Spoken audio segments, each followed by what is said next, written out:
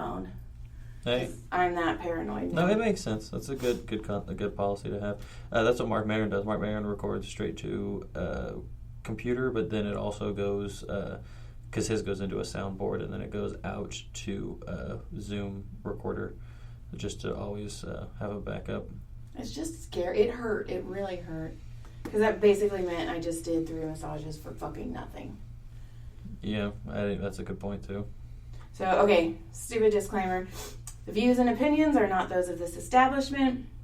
Also, this establishment, including me, assume no responsibility or liability for any loss or damage suffered by any person as a result of the massage or this establishment. Haha. Okay, that part is done. I consent. Thank you. Oh, look at it. It's consensual. Okay, so on the table today I have... Do you want to introduce yourself? Andrew Rose. Yeah. Oh, holy shit. That was a deep pop. Did you feel that? My back. Yeah, well, no, I didn't. I had no idea that my back popped like that. All right, I forgot. You're a smart ass. Okay. Just a little bit. I got it. Okay. So, when was the last time you had a massage? August 30th. That is weird that you know the date. Do you remember the time? Probably, I think it was right around, I don't know, 11 to noon, I believe. Okay. The reason I know that is because it was, I did a going away show right before I moved out here, and I remember the date of the going away show when I had a massage before the show, because I was like, I'm going to do this show as relaxed as possible. Okay. So, now it makes it less weird, right? Yeah, but I don't know. Yeah, we'll take that. Like, I'll accept. And also, you are not going to hurt my feelings. So if anything's too light, not hard enough, just tell me. I've been doing this for so long. You're good. Whatever. So anywhere that you like focusing on the most? I'll say focus on it, but like usually my, what is it, like right around my shoulders, apparently. Okay. That's where I carry my stress, I guess. I don't know. Like, the one lady that did it back home, she worked on one spot in my shoulder, it seemed like, for like 15 of my hour, and I was like, damn. And she was like, it took so long for that damn thing to drop, and I was like, okay, sure, I know what that means. Makes sense, I got it. Oh, yeah, I like what you say. So, yeah. All right, so how long have you been doing comedy? 5.5 years. It'll be 6 July 12th, I believe. 6 years, July 12th. Okay. And where did you start? Oklahoma City, at the Looney Bin in Oklahoma City. Okay. And comedy club. And you moved out here in August? September. I left. I did my going away show the 30th, which was a Wednesday, and then I left a week to the day after that, and then I was in Vegas for 2 weeks, and then came out here. Okay. Maybe it was like 9 days, something like that. Trying to hold off a sneeze like really bad right now, which Go is for why it. Just don't sneeze on me. I've never sneezed on anyone in here, but I have been sneezed on, and I've been drooled on. How do you get drooled on unless you're like under the face hole? Well, my feet. Oh, okay. I'm for whatever reason, I'm thinking you get drooled on your like head or something. No, that was a different massage. That's the one I make more money on. Oh, okay. The one that you can't record, I understand. But the first time it happened, I was like, why is my foot getting wet? And then it just kind of dawned on me, because like my brain pretty much froze. Like, what's happening? I don't understand. The world is going crazy right now. And I'm like, oh my God, that's drool. There's fucking drool on my foot right now. That's funny. It's so gross. Ugh. So now you're doing comedy, like, is that what you strictly do, or do you have another job? No, I have a day job still. I'm not completely comedy yet. That's kind of my goal within the next couple of years, to try and just be dependent upon comedy. Okay. So you were there the day of my Kill Tony episode. Don't you remember what I do for work? Come on. Don't. Wasn't it? No, I'm joking around. I am a cook. Oh, I do remember at Wahlburgers. Okay. There we go. Yeah. I knew that. It's you know what? Today's my day off, so. No, yeah.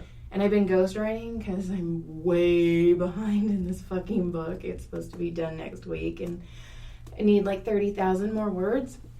I was going to the dictionary. It's got a lot of words in it. Oh my god. I'm kind of fucked on that one. I was like, shit. But John goes out to sea on Monday, and he's going to be gone for like a week. So I'm like, okay, I'll just knock it out while he's gone. Oh, that's cool. Which means no Kill Tony on Monday. Aw. I know.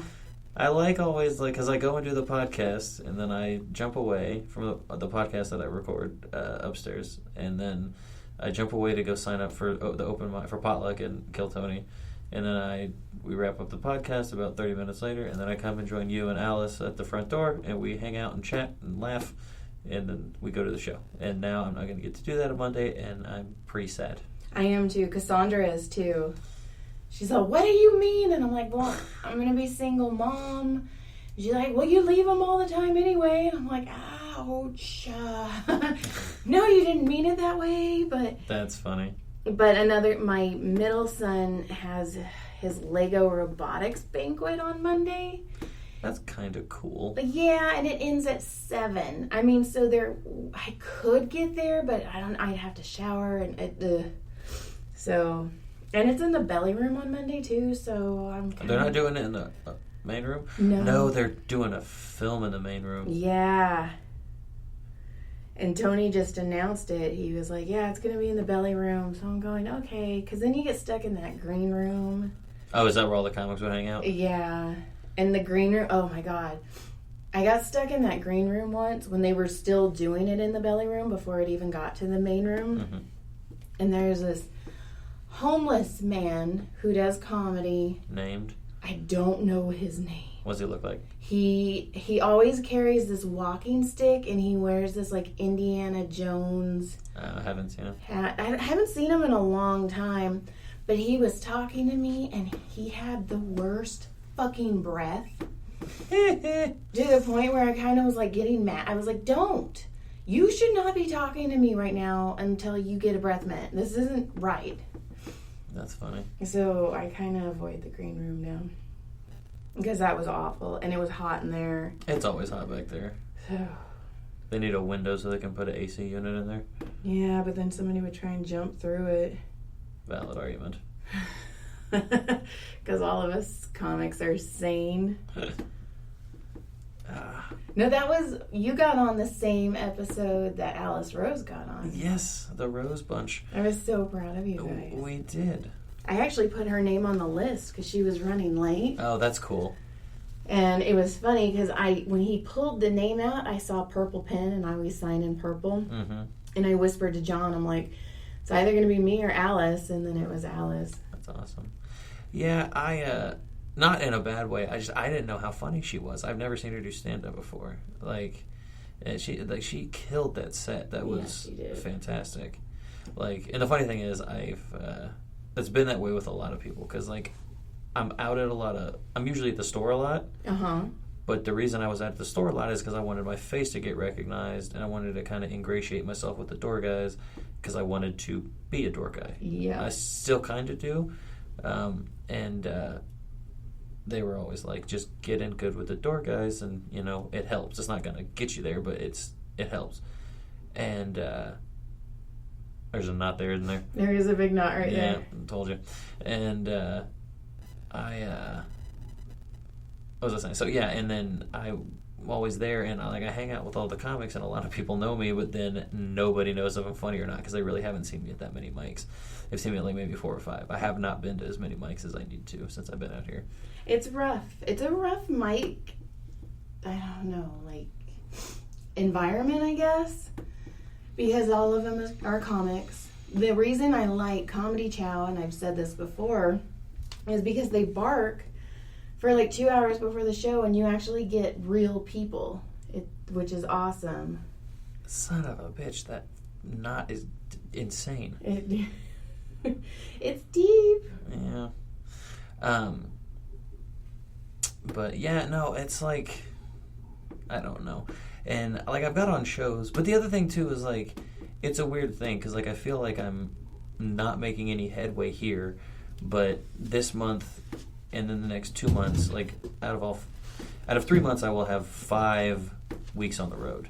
Okay. So, like, I'm not making any headway here, but I'm still getting on the road and working and getting paid. So it's like, is it good? Is it bad? You know what I mean? It's a weird catch-22. Right. And I don't know, I've kind of learned that it's you. Because everybody's got their different, I don't know, it sounds cliche, but everybody's kind of got their different journey and the different way that they get there. Yeah. So. Perfect example. And I love him. He is fantastic. I was actually there when he got passed at Flappers. And this is why I kind of hate social media. Nothing against him. But Malcolm, he is blowing the hell up, and it is awesome to watch. It is very awesome. I love watching. But, you know, he got signed to CAA. I don't know if you saw that on his thing the other day. No, I didn't. Yeah, he got signed, and they, like, his agent or whatever bought him, like, a pair of Jordans, which is, like, awesome. And I'm so happy for him. But then there's still a part of me that's like, why not me? It's bullshit. What's going on? And, you know, I don't want that to be in my brain, but it occupies a part of my brain. But then I flip back to it and I go, that dude's never not on stage. That's true. You know, and I'm like, okay, that's why. He's always out.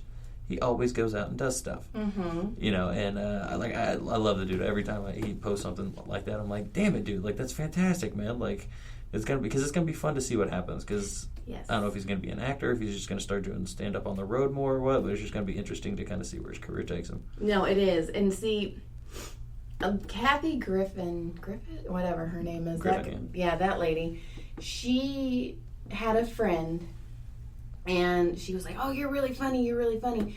You should come with me." And I'm probably fucking this story up so hard right now. So this is just Joy's version of this story.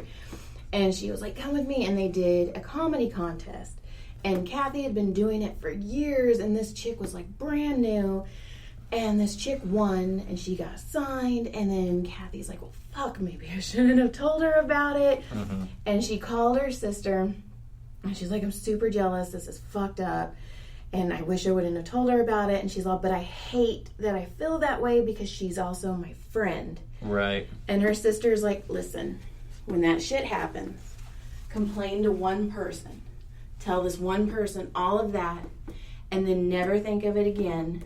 Because, and then she said something like cliche, which I guess is my new word today. I don't know why. And John, for 2 months, he kept saying in a hole, like in a hole, or as a whole, or whatever, as a whole. I'm like, dude. And he's like, I don't know, it just stuck with me. That's my new word right now. For like 2 months. But she's like, your candle can shine without you having to blow out somebody else's candle. Yeah. So, whatever. But it's funny because Malcolm's been mentioned a lot in the podcast that I've been doing because he's kind of at the forefront of everything right now. Yeah. And he's kind of like, all of us are like, oh my God, I want to do that. Yeah.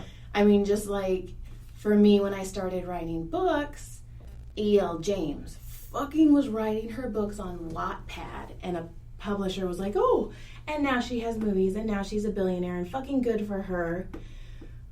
But there's also times when real quick, just to be careful. I got a pacemaker, so okay, you just be careful. Okay. Not that you were going to, but yeah, no. I'm just gonna grab it. I'm gonna change the pace at your heart. I'd be I can't even be funny right now. I'm trying. No, you have to.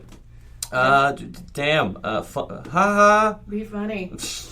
Speaking of hearts, though, my father-in-law is one of the youngest people to have, and like he was 8, and my father-in-law's 60-something now. Mm-hmm. He's one of the youngest kids to have open heart surgery. That's insane. He has a huge scar down his chest. Yeah, I had open heart when I was 16. Wasn't young. I wasn't super young, but still kind of young. Your poor mom. I guess. I'm assuming. I guess. I'm not a parent, so, I mean, you can empathize with her. I really can't. I mean. But that's going back to Malcolm is me. I think I see it differently because I really want to make it in comedy. I write all the time, and I try really hard, but not as hard as other comics because other comics are doing it 5 days a week. I'm doing it maybe 2 or 3 days a week because I also have to do the kid shit. Yeah, you gotta be a parent. So I don't know. Like, I don't think I'm gonna make it. Well, here's another thing that I've realized. Some people are just funnier. Yeah. And that's not a bad thing. It just, they are. Like, who was it? Just, since we're on the Kill Tony track a little bit, back when, what's his name? Big J and Louis J. Gomez were on it. Louis said something to one of the guys. He was like, the reason most people get into comedy is because someone says, hey, you're funny, you should try this. That wasn't the case with me.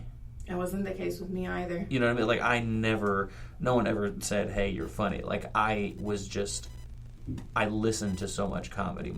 I always joke about it. My iPod was probably 40% music and 60% comedy because I just listened to it so much in high school. And so I would always take the stuff that, like, I would listen. I was a joke thief back in high school. I would just take the jokes and, like, implement them into conversations because there were comedians that no one really listened to at the time. And then one day my friend just said, hey, we should try this. And then I did, and he didn't because he sucks. And but, you know, so I kind of did it, and I was like, oh, I can do this. And I want to, but I was never, you know, I have a feeling that kind of, you know, going back to Malcolm again, it's just, he's just a silly dude all the time. So it translates to the stage really well to where other people like me, for instance, like, I'm not funny just on the fly. If I know you, I can be funny because I know what I can play at. Okay. See, I think because I've done this so long that, I mean, I'm in here and I get 6-7 naked bodies a day. And we talk because I am not professional and I'm not going to let you sleep because fuck that shit. That's boring as hell when somebody falls asleep and I'm still massaging them. And I'll just stick my elbow in you. And so, like, we would be cracking up, and I've always been, I don't want to say, I don't know, that's weird talking good about me. I don't like that. I'm not used to it. But I can always come up with things off the fly. That's why I'm the writer, I think. So I always wonder, like, maybe I should just be the writer, not the entertainer. Right. So I don't know. And I've talked to people, and, like, what I've said for a long time is I just like to be a part of stuff. Yes. Like, kind of like this. I just, you know, I didn't know you did it, and then I asked if I could be a part of it. Just kind of like to be a part of stuff. I offered to help Jessica with her podcast because I want to be a part of something. You know, I helped the World Series of Comedy for 2 years and was on the road with them because I like being a part of stuff. So, like, I feel like as much as I want to be a comic, because I think I've still, I mean, I've done it for 5 years, and, like, not that getting paid is whatever, but I have gotten paid to do comedy. Like, I've sent in video and they're like, yeah, you're funny enough to come work, and I've worked, so I mean, that means something. Like, I can do it. And so, like, I always have that, but, you know, part of my brain always goes, maybe I just need to be a part of comedy and not be in comedy. Like, I've always wanted to open a comedy club back in Oklahoma because we have one, but I think I can do it better. So I want to try and do that, and I'd still be a part of comedy, but I wouldn't be in comedy. But I think you are selling yourself short because you really do have fantastic stage presence when you're on stage. Oh, thank you. And you have a cadence that is all your own. Oh, thank like, you know how... Okay, so when Malcolm first got up, John whispered in my ear, and he's like, he's Mike Epps' character, Day Day in Friday. Oh, that's fucking funny. John's like, that's exact. It's like Day Day stepped out of the TV and he became Malcolm Hatchett. That's funny. And you know how, like, you can look at comics and you can see where they're getting certain things. Like Sebastian, you know, is Andrew Dice Clay. And there's just certain things you see that you're like, oh, you can tell who their influences are. I can't find it. Like, you have a cadence, you have a voice that is all your own. Well, that's sweet of you. Thank you. And I mean, I'm not blowing smoke up your ass. No. I appreciate that. And because I do, like you said, we watch comedy so fucking much. We are at the store all the time as soon as the kids go to bed because I'm a great mom. And John's a fantastic dad. So we ditch our kids all the time, and I just watch. And, like, I like to figure out punchlines. Mm-hmm. Sometimes I like to think of tags, because I'm weird, too. I'm like, I like to think of better tags, because I'm like, oh, or at least tags that would work better for me. So... You mean for, like, other comics, but, like... Oh, yeah. And I was telling somebody else, too, my favorite thing is when I can't guess a comic's punchline. Mm-hmm. I'm like, fuck. Like, when they surprise me, it makes me so happy. Because I'm like, oh, you got me. Right. I'm the same way. Because, well, that's when it's still funny. Because when did you start doing comedy? It's weird. Because I did it the first time when I was 32. I'm 36 now. I'm fucking old. And, but then I took, like, 2 years off. And then I had a friend who he's like, you need to do stand-up. And he got me in touch with his stand-up comedy coach, and I started taking classes from him. Who's your coach? Tom Clark. Okay. I did Comedy 101 and 102 with him. Cool. And then even then, I would maybe get on stage once every 2 or 3 months. Right. The, what was my reasoning for asking you this? What were we talking about? Comedy. Oh, yeah. This is what I was going to say. Does part of you wish you could go back and never have done comedy so that you can still enjoy comedy? No, because honestly, I haven't got to that point where I don't enjoy it. Well, no. Let me rephrase that. Not enjoy it, but enjoy it as a fan as opposed to as a contemporary. No, because I've always been that type of person that will take things apart in my head. Like, my head never stops. I mean, that's why I think I write books. And because poor John, he's afraid to ask me what's next because I will always have an answer. Right. You know, because I was like, when he went away to Portland, Oregon for 8 months, I was alone with the kids, and that's when I started writing books. Oh, that's awesome. Because I'm like, I'm husbandless, what the fuck? Gotta do something. Yeah, and then I was like, I want to do comedy. And then I was like, I'm going to start ghostwriting. And then I'm like, I'm going to do author signings. And then I'm going to start a podcast. So I'm always constantly like, what am I going to do next? What am I going to do next? So I still enjoy, like, everything, which is super weird. And I love supporting people. That's awesome. Like, we go it's good there. Quality to have. Yeah, I hope. And we were really worried that people were going to start seeing us as Palmers. Even though we've never asked for anything, I don't want anyone to think that I'm trying to get something from them. Now, I'm not going to lie. If they're like, hey, Joy, you're funny, we want you to open for us, I'm going to be like, fuck yes, thank you very much. Can I have another? That's kind of how the game works. Right. But I also don't want them to think like, oh, this chick is only hanging around and she's only being nice because she wants something, because that's not. Oh, no. I mean, it's kind of like I've seen some of the door guys just because some of the regulars have been there, and then they know that they're going on the road, and some brothers be like, hey, can I open for you and so, and you know, sometimes they're like, yeah, and then sometimes they're like, actually, I can't, I've got someone open for me, but next time I'm in, you know, San Francisco, hit me up because it's a great thing and you'll have fun or whatever. So like, even asking is whatever. And that kind of will parlay into my favorite thing to talk about, which is ask the question. Like, if you always check out my random facts of the day. I know you don't read all my hashtags because they're fucking stupid. I scan them. Okay, well, the top 4 or 5 are the only ones that ever change. Everything else is the exact same. Okay. Because that I need attention. Yeah. All that shit. But the last one I always do is hashtag because I thought it was funny and I never changed it. And then the other one was hashtag is ask the question.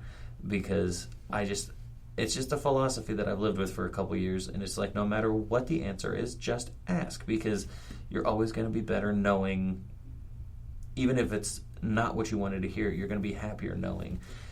That's really hard for me. Why is that? I don't have enough confidence. When I talk, in my head all the time is, you're annoying them, shut up. Shut up, you're annoying them. They want you to stop talking so they can walk away. Like, constantly, that's what I'm thinking. And Emily has been really trying to get me out of that. She's the one that actually asked Tony to be on my podcast. And she went up to, she's like, go ask Tony. I'm like, I can't. Like, I physically, my body will not let me do it. I can fold my tongue in half. And so my top of my tongue can lay on the back of my tongue. And I think that's because I'm so afraid to ask that my tongue will literally fold itself on top of each other. It's like, no. I got you. So Emily went up to Tony and she's like, Joy's a pussy. And I'm like, oh, thank you for that. But it is true. She's doing a podcast. My friend thinks you're cute. You want to go out with her? She's right there staring at us intently. That's funny. And then Tony came up to me and he's like, Joy, you've got to ask. He's like, this is a fucking great idea.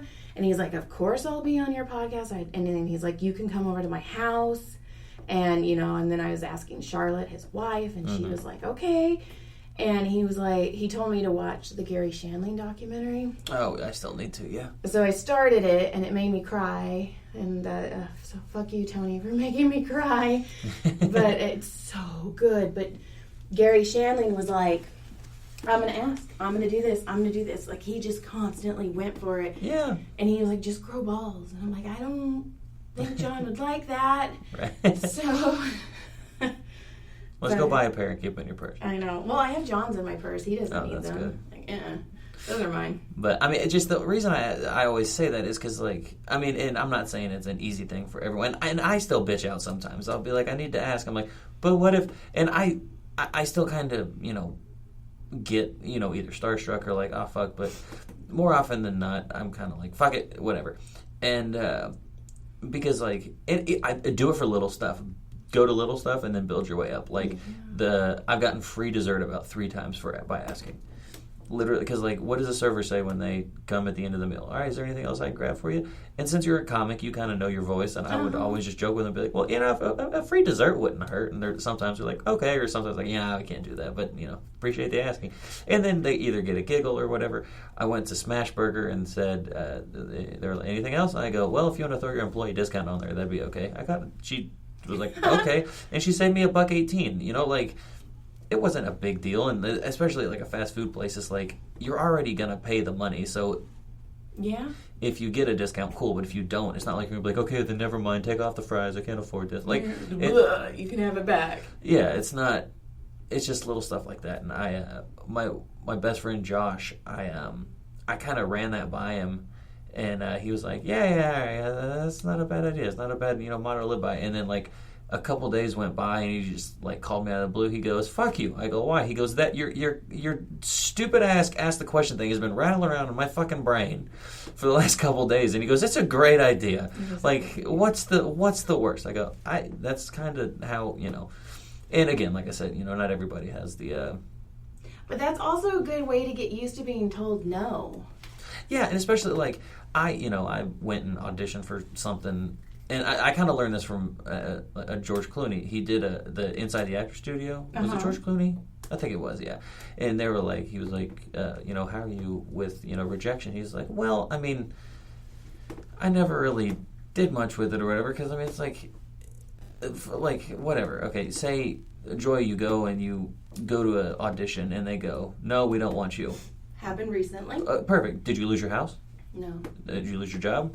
No. So what the fuck does it matter? That's true. It's just like, I mean, the major parts of your life aren't going to change. I mean, yeah, all right, you feel bad for a day or whatever, day or two, and you're just like, God damn it, I wanted that. But the major things don't, it's not like, if you don't get this, we also repossess your car. Like, no, then I would understand, and you'd probably put more effort into it. That's actually not a bad idea. For why I should don't take my car. But it's just like little stuff like that. And I don't always think about it that way. But see, it's not even like my whole thing is I don't want to bother people. Like, to me, because I've been doing this for so long, and because I've had so much fucking fun in this room. I mean, there's been times me and a patient have like just been crying because we're laughing so hard. And that's gotta be fun for the surrounding rooms. Right, I know. What's going on? And they know. I mean, they're like, laughter it's therapy. Just joy. That's funny. But I love doing that, and so I was like, this is a good idea.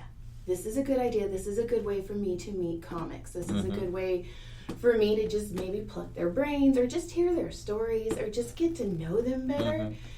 And I've had this podcast idea for 2 years. And I told someone about 2 years ago, and he's like, and finally that's his microphone we're using. That's funny. He was like, here's my microphone. I'm going to be your first guest. This is what we're going to do. And he came in here and we did it. And then it just kind of snowballed from there. Oh, hell, that is the... Okay, you know Bert Kreischer. Uh-huh. He's said it on his podcast multiple times. And I went back and listened to it just because I was interested. He recorded the first episode of his podcast about 6 or 7 times. And then... he was like, it's just not the way. And then on Easter one day, Tom Segura called him. He said, you got all your stuff? He goes, yeah. He goes, all right, me and Joey Diaz are coming over and we're recording your podcast. He was like, what? And he goes, you got the mics? And he goes, yeah. And then Kreischer, Joey Diaz, Tom Segura, and then Kreischer's dad just sat down. He goes, hit record. He goes, all right. So then they just recorded the podcast. He goes, that's your first episode. Put it up. He goes, now what you have to do is don't stop. And that's just... it's awesome. It's the exact same thing that guy kind of forced you to do. It's good to have people like that just kind of... That's truthfully almost how my first book got published. That's awesome. Because I wrote my book. That was a very cathartic book. It's about a girl who was in an abusive relationship. It's basically me, but skinny and pretty, and I fall in love with a rock star. Not that John's not a rock star. But I was on the elliptical... and this chick wrote me, and she's like, hey, do you want to read my book? And I'm like, okay. And she's like, don't you want to hear my spiel? And I'm like, you can give it to me, but I'm already reading it. And she's like, why are you being so nice? And I go, well, I wrote a book that's never going to see the light of day. And anybody who has the balls to fucking publish a book and they ask me to support them, I am going to support them. Plus, I'm also on elliptical, and I need something to keep my mind off of this awful pain that I'm putting myself through. That's fine. So then she has this thing where if you read her book, you take a picture of you holding it. So I'm holding it with my Kindle. Mm-hmm. And she puts it on her Wall of Fame on her website. And she's like, hey, Joy, go look at your picture. And I'm like, bitch, I know what my picture looks like. I filtered it. Like, I took my time on that fucking picture. So I go, and it's all, this is Joy Eileen. Keep an eye out for her. Her new book's coming out soon. She doesn't have a website. She doesn't have a Twitter, but start bothering her. And I got a lot of people like, when's your book coming out? What's your book about? Why don't you have a Twitter? Blah, blah, blah, blah, blah. And then it just snowballed from there. That's awesome. So I don't know. That's kind of amazing that Bert Kreischer had that. That makes me feel good. Yeah. Well, it's just like, because, especially when it comes to like podcasts and anything creative. I mean, what is it? There's, I can't remember the name of the band, but like they just put out stuff, and it's like they're not like the greatest looking bunch of dudes, but they have a following because they're just like, it's what we like to do and we're putting it out, and if people like it, they like it, and if they don't, they don't. I mean, as long as you can find your little niche of people in anything. I mean, I've got a podcast that I want to start by myself, that I want to do. I just haven't done it yet, and I keep saying it's this and that and blah blah blah. And eventually I'm going to do it. Just I got to sit down and find the time. Excuses. But yeah, it's just like doing it. I mean, like that kind of like me and my random facts. I mean, I just kind of started doing it one day, and I just forced myself to no, every day. You just do one a day. If you can't do that, then like you're not. I mean, because it gives me. I don't know. I don't want to say not an excuse. What am I trying to say? It gives me a reason to write at least a joke a day. And also, like, with most podcasts, once you start releasing this, if you have a lull, if you have, like, a following, and then you have, like, a lull, everyone's going to be like, what the fuck, where is it? What's going on? Everything okay? You're fine? Like, why is the podcast out? Like, right. Who is it? Kevin Smith does a podcast, and all they do is literally watch episodes of Frasier and talk, and they just do commentary on Frasier. That's all it is. That's fantastic. And I love Frasier, so I started getting into this podcast. And they haven't put one out since April of last year. And they put them out for like 5-6 months straight, and then they just dropped off, came back randomly, did one, was gone for a month, did like 2, and then there hasn't been one since. And I'm like, I need my podcast back. Right. So, I mean, just kind of constantly, not constantly, but at least consistently. And that's hard because my first book, when I published it, it ends, surprise, it's a cliffhanger. And it says part 1 on it, so fuck all of you that get mad at me and write really scathing, mean reviews on Amazon about it being a cliffhanger, even though it says part 1. Sorry. But I didn't publish my second one until a year later. So I like fucking hung them off of this cliff for a year, and people are like, what the fuck, Joy? And I'm like, sorry. But I mean, I hate saying it, but I'm busy too, and I have to do the thing that's going to make more money. So it's always, right. It goes massage, books, comedy right now is the way the money's going. Right. You should do like a book trilogy and just write all 3 of them, but release them backwards. Oh, shit. Yeah. Release the 3rd one so everyone knows how it ends. And then or do 3, 1, 2. And then be like, how did all this start? This is how it started. And then in the middle be like, how did that lead to that? Like, this is how. That would be a lot of work. Well, not really. I mean, literally just write 3 books. Write them in order. But just release them 3, 1, 2 or 3, 2, 1. Okay. Yeah, no. Because then at that point, it's not like you're trying to write it to be to have people question how it led there. They're going to want to know. If you start off start off the 3rd book and it says, so after Michael died, everyone's like, okay, what happened? Who's Michael? Exactly. And then, but when they go back and read the 2nd book, they find out that Michael jumped in front of the bullet to save Sarah. And you're like, that's so sweet, or whatever. Right. No, I get that. That's a good idea. Like a Star Wars-ish good idea. Yeah. I don't know. Oh. But, see, okay, so my point a while ago that I forgot to make about Malcolm is... Sorry. No. I worry about him because I see him rising so fast that, one, I want him to stay humble. I want him to stay in his lane, basically. And you see all of these, not all of them are like this, but you do see people who are vampire-ish. And they're just wanting, I want to be your friend because they know he's going to be big.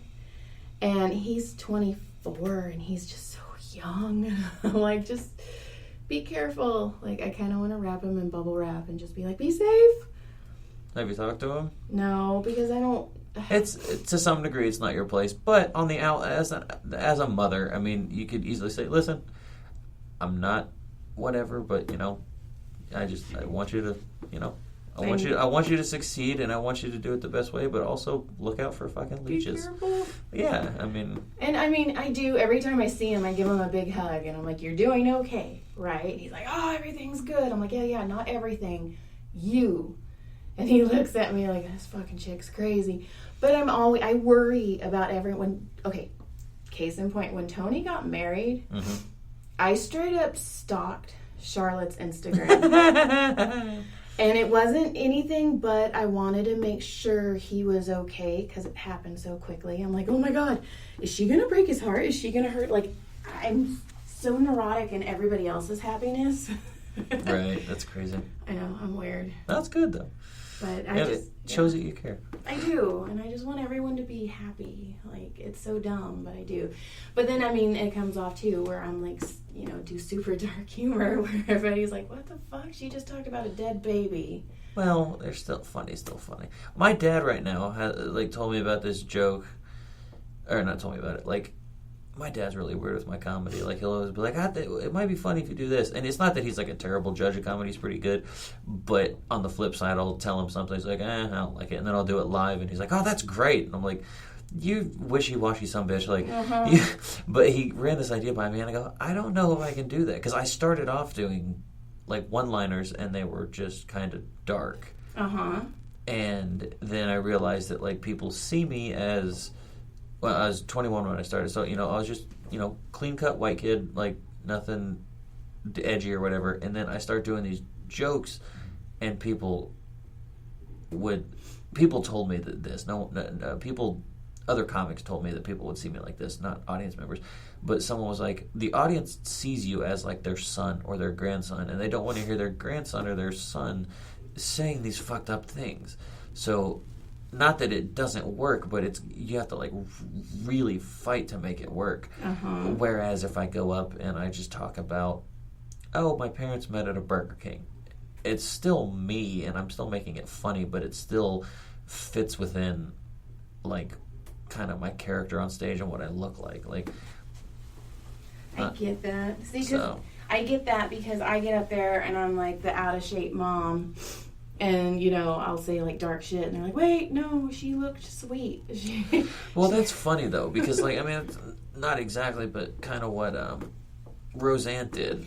Kind of, yeah. So I mean, she was just like, Midwestern, overweight, housewife, and then she was like, yeah, well, fuck you, or whatever. I was like, well, that's aggressive, but it was just such a contradiction that everyone just loved it. And, now she has a return of her sitcom, so. All right. So how do you feel? Relaxed. Good. And is there any, like, your social media, all that stuff, you want to plug that? Oh, yeah.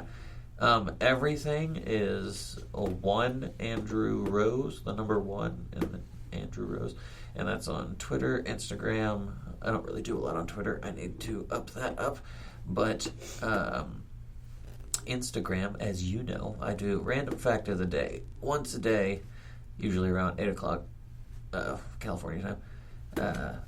And May 11th, I'll hit a year of doing that. Woo-hoo-hoo. Good for you. And as soon as I have my friends do the grammar check, I'm going to send my book to you to get formatted. There you go. But no, yeah, so one Andrew Rose, and then my YouTube is youtube.com/A Rose Comedy or one Andrew Rose. I need more subscribers on that so I can actually change my URL. And then facebook.com/one Andrew Rose. So, yay, that's me. Yay, all right. That is the end of this episode, whatever episode it's going to be when I release them. So, hope you guys are relaxed. Have a good night. Stop that one.